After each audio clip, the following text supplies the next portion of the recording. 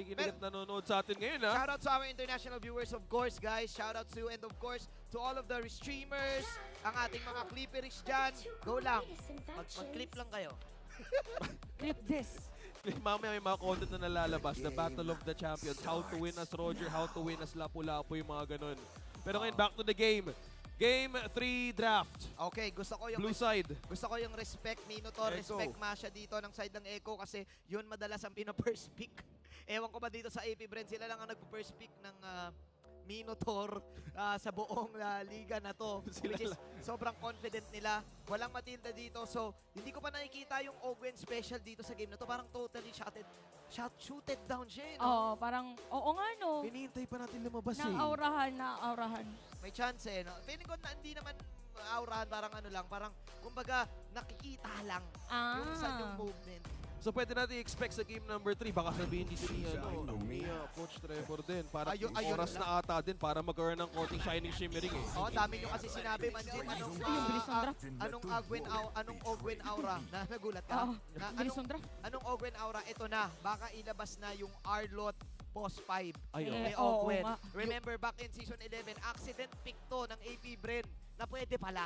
Akalain mo yun at gumana. Oo, Doon pa nagumana. lang na-prove ng AP Bren once they don't have the heroes na pwede maging counter sa mismong strength, even identity nila, they go for the gold. Katulad nito, yung if position 5 Arlot nga ito yung pwedeng maging counter punch din dito if you're up against either the Barats or even the Roger. May kita natin. Pero Uy! the Harith. Ayan na. The Harith pick of AP Bren. Super Marco with the Harit. Ay, bago this. Bago this at medyo maganda to up against the Roger. Or depende kung baka mamaya ilagay na naman sa mid. Oo, pwede rin Ginagamit kasi. din ni Few yan. Oo, dati kasi core si Few eh. Pero kasi kapag nag-level 4 yung Harit, goods na siya sa Roger eh. Siguro Oo. level 1 kaya pang Kasi sumabay. nagkaka-shield. Oo, nagkaka-shield kasi so pwede niya ma-withstand. Yeah. Tapos melee kasi yung Roger eh, so mas madali niyang, kumbaga mas madali mo matatarget yung Synchro Vision.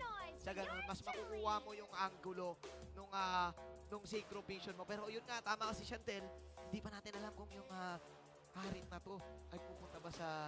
Gana ba ang Harit gold ngayon? Parang bihira tayo makakita. Ay, Harit mid ngayon. Parang bihira tayo makakita Chantel. No? Pero kasi AP Brent to eh. Everything is possible, I think, for AP Bren to decide if kung mag-mid lane sila either mag-goal. Pwede gumana. Pero sa lineup na to, we're trying to consider kung ano nga ba yung pwede maging magandang counter against this Roger. Kung mid lane siya or gold lane. Pero kung mas gana nga ba siya kung gold lane siya or rather to the mid? For sure yung yung Roger gold lane. Pero yung Oo. Harit ay... Kay Chantel ko nakita yung option. Kasi nga AP Brent to, pwede sila mag-psycho-psycho. Mag-iba-iba ng Ang main strength kasi ng AP Brent, dami nilang strat. Hindi hero eh, marami silang strat It's the eh. strategy So, kasi. Oo eh. So tingnan natin. Oh. Oy, Ito, ah. ay, nakita ko to. Dahil nga, meron pa kang Valentina, tanggalan na lang ata tayo dito ng Vexan, even the Novaria. Ito kasi yun, yung nanay pwedeng nakawin dito daw ni Sanji kung gold Harit man to, which is 80% true or 90% true. Kasi nga yun na talaga yung madalas natin nakikita. Pero itong Haka Sanji ban ay ginawa nung last MPLI ng RSG. Laban sa Echo. Naalala ko noon eh. So, dinubusan nila si Sanji at ngayon walang mga long-range heroes. Mapipilitan ba si Sanji dito? Mag-Gusion, mag-Julian, kung may nagaganon, kung may mga Julian pa man, Gusion, nakita na natin sa Gusion, kanya. oo. Ibang Gusion. klase din kasing respeto na binibigay sa kanya. And for this, they need to make sure kung ano nga ba yung pwede nilang tapatan. Because Oo. kung mid lane nga itong Har, depende, we still not sure kung saan nga pupunta to. Pero, Pero, midday na rin na. ay, Sure ball na, midday na rin. nilabas ang kanila yung role. That is a Fanamis as well. Nana ata si Sanji dito. Or kaya Valentina. Nagme-make sense din yung Nana kasi kung pwede mong Valentina. hulihin din kung naka-ano din eh, kung naka-ultimate din yung Harit eh. The only way para mapigilan mo yun, para mag-synchro dash yung Chrono Vision, yun lang talaga eh. Oo, para mamuli na siya. Pero kasi siguro Valentina to save. Kaso natalo sila sa ano na yun eh. Natalo sila kanina doon. Kung ikaw yung Echo, natalo sila kanina sa formula na yun. Oo But nga then again, pala. ang Game 1. Ang difference maker kasi Yuzong naman this time. Hindi lapu-lapu. Pero yun nga lang, si Coach Trevor, nasa kamay niya yung Arlot. Sobrang masterful ng AP Bren with this Arlot pick. Yung mga biglaang hila ni Ogwen, mga biglaan niyang final slashes. Sobrang crucial. So yun, tama nga. Grok Valentina Valentina. nga at ka-counter rin to ng Grok ni Daddy JP. Now we're waiting for the final hero na side ng AP Bren. AP Bren now for the stats of Sanford, the EXP lane. You've mentioning how he is really strong with this Yuzong. No, KD at 3.20. So even this the win rate, 100%. Ate Mushantel for this one. Oo nga XP pala. lane. Babalikan natin guys, yung dalawang teams natin Opa is Kids. still undefeated for MPL Season 13. Tapos 3 points yung kahit 2-1. Oo. So ang hero ni Big Flap, difference. hero ni Flap, pwede rin kasi siya mag-Arlot. Pwedeng baguhin ni Ogwen Pwedeng psycho tong Arlot na to Pwede kasing XP Arlot din. Pero kung si Flap ang XP, Topa Kids, Bene. Pwede kasi meron din talagang backlane na pwedeng i-access pero Tamus! Old school! so roam talaga si Arlot. Oo. Okay, this makes sense. Okay, so mid lane Harith, a gold lane rather, na nag-switch Golden na. Harith. Gold lane Harith. So up against a Grok and also the Roger. Nako, parang medyo crucial ang farming. Well, Old para sa school. dalawang teams naman natin, laning pa lang. Actually, even ang game number or series 1, ay binanggit na natin how crucial the initial laning is. So, tinan natin. Again, last game para dito sa ating dalawang teams at 3 points for the winner. At napaka-importante niyan sa bagong system din natin for playoffs bracketing. Mind you, nabigay ng Echo yung first loss ng AP Bren sa season na to. If I'm not mistaken, wala pa silang ni isang game loss. Game. Yeah. Yung Echo meron na may isa Kaya number 1 yung AP Bren kasi in terms of the games na titignan mo, ilalagay mo sa number 1 yung wala pang talo talaga at kanina lang nangyari yun, yung first loss of the season ng side ng AP Bren. Kaya respetuhin nila ngayon yung Echo. Isa sa mga strength ng Echo is imposibleng isa lang yung initiator namin. Kailangan max 3. So, respeto sila. Purifies ngayon ang kinuha ni Super Marco at maging ni Few. Game number 3, AP Bren and Echo. Sino nga ba ang mananatiling undefeated series-wise? Dito sa ating star match of the night, Echo and AP Bren. Balik sa ating even emblem build. Look at this, early pokes as well vision for Ogwen and JP. So pinag-usapan natin kanina yung gold lane Harith. Yung gold lane Harith up against this Roger. Goods yan, goods yan. Passive-passive lang yan Yung shield. Actually, silang dalawa ay parang kaya nilang maging defensive alone. So, ano lang dito, parang yung magiging dito, crucial factor is yung level gap ng Valentina as compared to other players ng AP Bren kasi yun yung passive. Tsaka siya yung pinaka-pang-poke talaga ng Echo dito dun sa mga bigger objectives. Yun nga, then again, kailangan din natin i-consider, i-take into consideration yung Netherrealm. Goods din though, yung pag-rotate dito ni Ogwen sa bottom lane para level 2 agad si Marco kesa level 1 na makikipagsabayan sa isang Roger. Kasi kahit papano, may opportunity na si Marco mag-poke from afar with the synchro vision. Plus makakapag-chrono dash siya just in case. So very careful ang dalawang gold laner natin. Ito yung feeling ko yung difference maker din yung XP. Yung Tams versus the Yuzong matchup. Parehas silang masterful sa paggamit ito. Si Flap at saka si Sanford. It's a long way down the road on memory lane. Paano nga ba nagsasabi nga ni Kuya Imagine old school. Pero unang skirmish. Okay, may kita natin ginamit na nito na welcome. It's gonna be a Carl TC! Mga ka-first blood dito si Carl TC naman ginamit na ang Netherrealm. Si Carl TC pipilitin din yata na nabigyan. Pero nga lang couple players dito gusto kuhanin ni Flap TC. Pero sabi dito ni Sanji, teka lang, meron din naman akong Netherrealm na pwedeng gamitin. Vexana nga pala ang hero na hawak ko. Habang si Sanford dumating na rin. Akala natin makakapag-Netherrealm na si Feudon, but I think kakal-4 niya lang noon, tapos naglalagay parang siya, kaya miss calculation doon sa Netherrealm. Kung umabot sana yon, buhay pa sana si Kyle TZ. So good usage ng Echo dito na inunahan nila kagad. Yun isa sa magandang traits ng Orke. Kapag commit. Commit, wala muna. No looking back. Ito ngayon naging daan nga ng Echo. Pero ngayon nila kukunin. Subukan kunin ng turtle na to. Will Kyle TZ contest? Hindi na muna. What a Carl TZ secures the first objective. Great vision coming out from JP. Ang mission nila doon ay pigilan ang mga players ng AP Bren. So may kita natin ngayon na lumaki agad ang kalamangan. Malaki yung 1.3k para sa 3-minute game. Dahil tinan nyo naman yung level difference. Sanford is not level 5. Kamunti ka na. Oh no. Dito si Flap TZ. So kailangan nila mag-disengage more on maingat play muna. And the Ogwen, parang binibigyan niya ng vision. Si Kyle TZ na, okay, it's safe to farm here. Kamuntikan si Flap TZ doon. Kung nabeso sana siya ni Carl doon, ay pwedeng yari siya kasi pwede siyang makombo. Cooldown pa yung vengeance niya that time So, may possibility talagang hindi rin siya mag-survive with that burst na meron ang Echo sana. Then again, it's still safe para sa side ng AP Bren. 1k pa lang. Yep, nagamit nga din ng Detona's Welcome. Oh, with the pokes as well in the gold lane. Dahan-dahan din muna lang sinusubukan kumuha din muna ng mga items. No action just yet. Pero dito natin nakikita how the rotation would actually be a big factor talaga sa Echo. They need to spot out kanino saan nanggagaling si Dati JP, saan nanggagaling yung kanilang mid lane. Kasi yung pinaka-factor dito kanina eh. Sino yung mag-make ng play? Wala pang Detona's Welcome si Carl TZ. Pokes mo nang gagamitin. Yeah. 48 seconds for the next objective. Laking bagay kasi nung Grok dito din sa game na to, Oo. yung passive nung Grok na kapag dumikit ka sa bato, yung immune ka sa mga pwedeng gawin. At yun lang yung ginagawa ni JP, just provide vision. Regen pa. Provide vision para sa kanya mga kampe. At walang magagawa si Kyle dito kahit makipag-taunt siya dyan. Ayun gagawin na ni Carl. Ayan na, ngart. Ayun na, nakita na natin. Idinikit na sa pader. Sabi, face the wall. Bang. Tapos sakto naman dito, patay. Sa kamay ni Sanford. Pero dediretso ibang mga players pa na Echo. Hindi pa daw sapat na nakuha nila si Kyle TC. Grabe. Dediretso iba nila. Mukhang kukuhanin na rin dito. Si View, pero nga lang. Meron Hila. Shadow Stampede na hila sa ilalim ng Torre. Makabaliktad ba?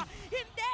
Carl TC with another kill. 2 casualties para sa Echo. Daddy JP making all the vision work. Hindi pa tatapos. Pero Owen nag-iisa laban sa dalawa. Owen Gutom na si Carlito. sinusubukin na apak-apakan lang. Sanford, Oo. sumuna ayan na final slash. Na- Sanford goes down. Si Owen na lang po naiiwan. Wow, what a microplay.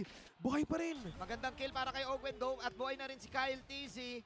Pwedeng i-go to ng AP Bren. Pwedeng lamang sila dito. Wala si Sanford. Okay, tingnan natin dito Walang yung ultimate si Carl TC. natin lang mukhang mabaliktad pa nga yata dyan sa objective. Oh. Sabi Carl TC this time around. At sumama pa na pagpasok doon. So kailangan umalis sa mga players dito ng mga Echo. Kaya naman, wild charge ginamit na ni JP. At maganda yung play ni Owen doon na. Parang Oo. have Abby play. Oo. Wala siyang buhay pero sabi niya, mamaya na ako uuwi. Wow, grabe. Wow. Wow. Wow, nagawa mo pa yun? Heba Abby Oh, listener. grabe ka, ha? Alam ko na yung Spotify list mo. Oo, alam na namin Spotify list mo. Nasa top pa. At agree ako sa beautiful play na ginawa ni Owen doon kasi kahit paano na hindi nadagdagan yung casualty na napitas si Kyle TZ dahil libreng turtle sana yon para sa side ng Echo. Good outplay from Owen at mukhang narinig niya tayo. Kailangan ko na daw mag-shine. Labas ko na yung Arlot ko. Ito na speaking of Arlot na dito naman sa may mga Oh, bottom lane. ayun na. Para nag-serve ng Nabigyan. badminton shuttlecock. Oo, ayun na. Tapos dominance ice na siya dito. Parang pinadala Iba- si Nervis yung shuttlecock. Iba talaga maglaro ng badminton dito si Arlot eh, no, sa kamay ni Ogwin. Ito Oo. yung factor ng isang position 5 ni Arlot. Ang daming plays na pwedeng mabago, ang daming mismo mga tactic na pwede ding manenegate. Sobrang masterful ng gamit ni Ogwen dito sa kanya. Kaya nga siya the master nitong Arlot. Remember, accidental pick Naku to. po. Ayun, oh. Ang galing magwalis. Oo, nakikita natin na may damage na rin si Super Marco by the way against this Barats. At talagang kalmado muna ulit ang mga players ngayon. So talagang nagja-juggle lang ang ating gold lead na pabarya-barya for both teams. Yep. 3-0 na si Ogwen Low. And still, may kill threat kasi ang isang Arlot, ang isang Arlot room. Anyways, Okay, may Shadow Stampede doon. Sakto yung taunt against JP. oh! Tapos yung wild charge medyo naugtog pero makapag-flicker out pa rin. So ang daming mga nagamit doon na resources actually, lalong-lalo na sa ating mga post 5s for both Echo and AP Bren. Grabe yung pag-seal doon ng final slash, no? Kung anong pagkakataon na pwede makita si JP, walis ka agad dun sa gilid eh. Ang maganda sa ginagawa ng AP Bren, nilalaro din nila yung power spike nila. Alam nila na may dominance ice na. Tapos nag-antikiras pa si Kyle TZ. So yung damage output ng Echo dito ay medyo mawi-withstand na ng mga makukunan sa side ng AP Bren. Okay, si Sanji nakita yata doon pero napalalim yata ginamit agad ng Netherrealm. Habang si Sanford doon sa may ilalim, si Pew magiging target niya pero may counter na Netherrealm para dito kay Pew. Cardiz is gonna be down para diretso yung mga para kay JP. Napakasakit ng mga synchro vision at look at Ogwen. Dumedire-diretso lang at nahabulin pa nga yata yung si Benny Cutie pero dahil dyan, double kill na para dito kay Kyle TC at meron pang hinahabol dito si Super Marco dahil dyan AP Bren makakasecure ng pagong at pwede pang Torre doon sa may bandang gitna. Tatlong nawala, may Torres sa gitna at merong isa na namang turtle for Kyle TZ. Wow! Another objective at kills. Wow, AP Bren with the lead, Uy, na- 3.0. Nanakawan pa. Nanakawan pa nila. Isang purple at isang orange ang nanakawin ng AP Bren. Nako, At doon pa tataas ang kanilang kalamangan. One thing na specific na pwedeng mangyari sa laban na to is that lumaban ng Echo doon sa loob ng Zaman Force. At dahil doon, parang preview na pala to. MSC 2024. Grabe, no? Preview? Paki-screenshot. Kasi madaming tama yung ano mo, pagkaka-deliver mo kasi tatlo yung question mark eh. Preview? Yan. Sino pagkagano kailangan? Pero wait lang, may slash. isa sa mga preview natin is na-preview na natin na mayroong makakagat dito si Cartiz. It's gonna be a counterplay. Merong alam din paggamit na Netherrealm para kay Few. Si Flap DC nandito na rin. Hello, my friend! Kaya naman patay si Cartiz. idol niya. Habang si JP, isama mo na rin. Merong petrify para kay Sanford na laban. Ang Sansan duo. Isama mo dito si Benny Cutie with 3 hits. Pero si Sanji na iwan sa may bandang likod. Sanford is down as well. AP Bren out positioning Echo. Hiniwalay sa lahat ng pwedeng ilagay sa mapa. Benny Q na lang ang naiwan. Sobrang taas ang sustain ng Echo dito. Hindi nila na kagad na mapapatay si Tams. Together, of course, with the Paramis plus yung Arlot. Ang ganda ng early game na meron si Owen. Meron na rin siyang Athena Shield. So, kahit pa paano, kaya niya nang tangkihin yung mga binabato-batong Shadow Strikes na meron si Sanji. Good game para dito sa AP Bren. If you are Echo, kailangan think twice ka. Kasi in AP Bren, ilalaban nila yung kanilang Netherrealm lagi sa loob ng Zaman Force. At kapag nasa loob ng Zaman Force yung AP Bren, hindi mamumula basta-basta itong si Super Marco para mag-Berserker Barrage si Benny Cutie for the last hit. Oh, thank you for that. Dahil lahat magiging purely a great team fight tulad nito. Kakasabi mo lang about the Synchro Vision, even yung ultimate na isang Harith.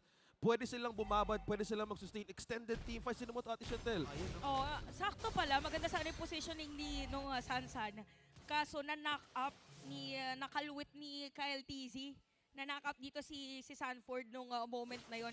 So very crucial talaga lahat ng mga skills na pwedeng gamitin na pang-counter. And speaking of pang-counter, kailangan ma-counter dito ng Echo ang simula na Lord ng AP Bren. Sobrang basic nung plano. Parang kumbaga pag nag-dragon si Sanford, magtabi-tabi na.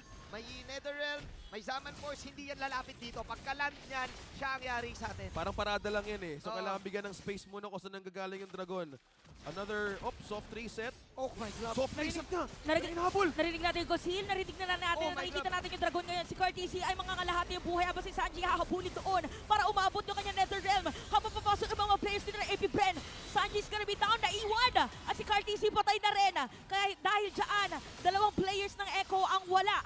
Habang kailangan nang umuwi this time around ni Benny Cutie at sisimulan na ng AP Bren yung Lord. Parang beehive na talaga gumalaw yung AP Bren ngayon. Hindi na tayo makakita dito ng iwahiwalay puwersa para sa kanila unless mag-split ng nabahagya si Flap TZ. But they will utilize the Zaman Force Netherrealm combo every time. Pwede pala yun.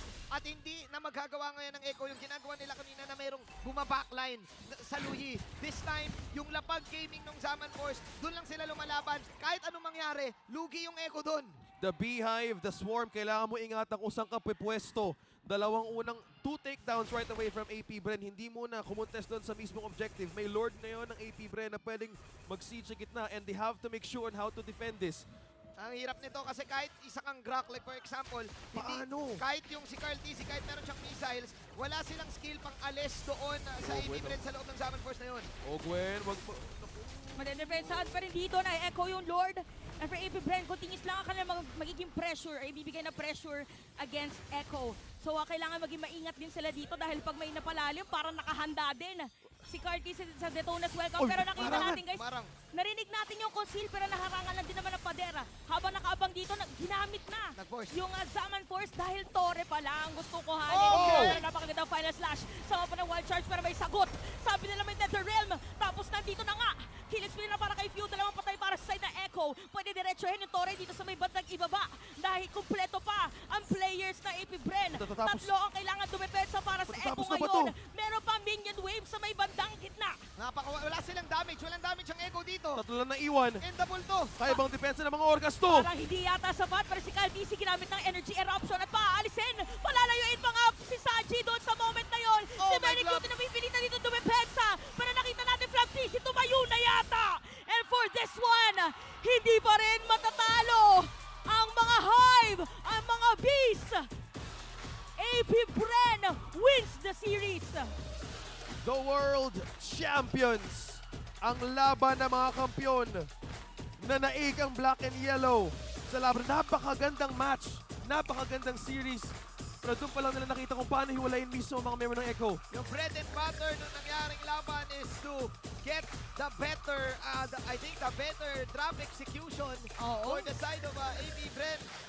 We talked about this, yung level 4 na meron, yung kapag nag-level 4 na, kaya pinapa-level 4 nila kagad si Mr. Super Marco kasi yun ang mangyayari, yung sama-sama puwersa at doon na nawalan ng lakas yung Echo. Nakikita natin kanina na it was Carl TZ initiating with those 3 to 2 to 3 pick-offs. Yung nakikita natin na with him, maganda yun ang kuha nilang pick-off. But then again, hindi nila napigilan yung team fight composition. Dire-diretso kasi yun eh. It was an outclass ng team fight composition para sa laban na to. Oh, tsaka wala din kasi yung pang-hold talaga doon sa Harith if ever na nagtinikling na.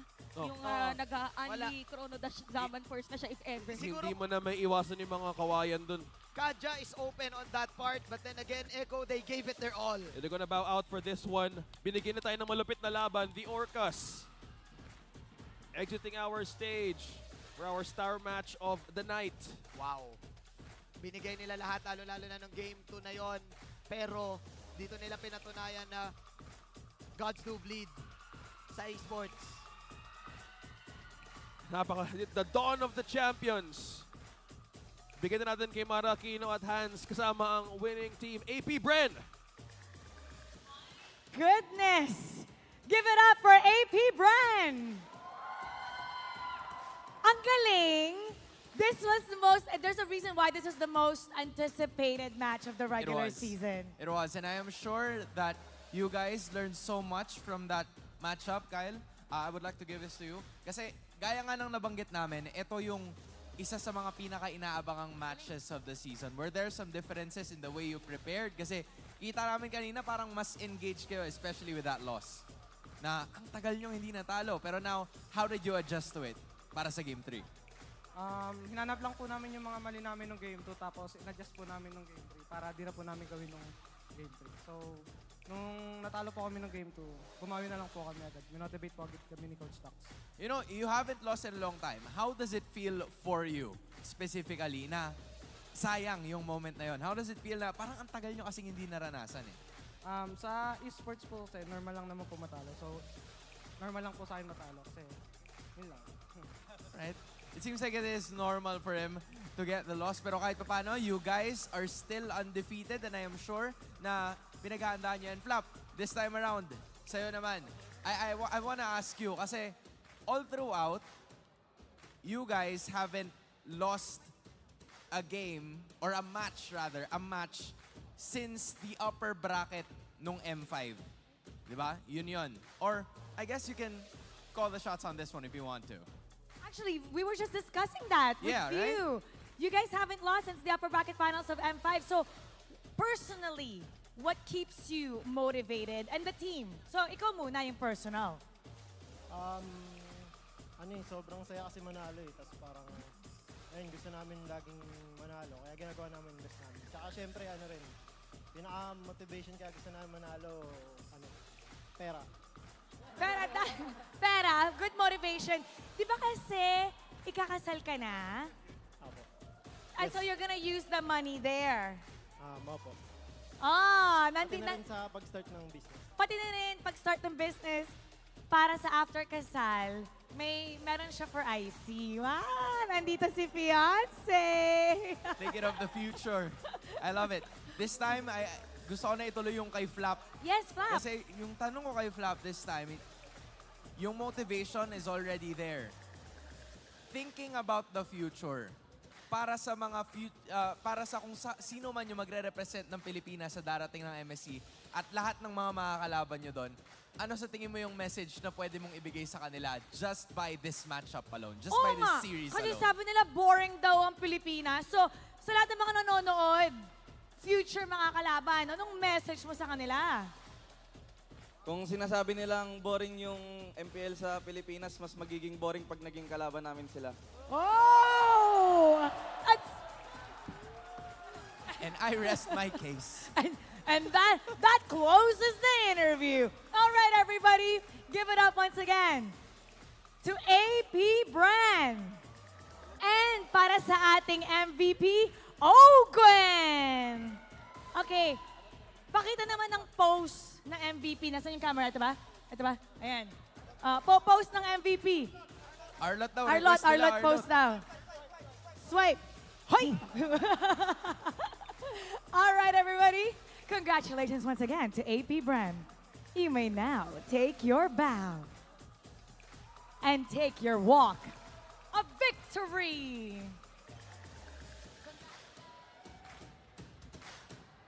gaya nga na nabanggit nila, losing is normal. But the most important part is hindi nawawala ito. And that's exactly what they use. Ang most important part, kung Para kay boring ang Philippines, mas magiging boring kapag sila ang katapat nyo. Maganda na kayo, ha?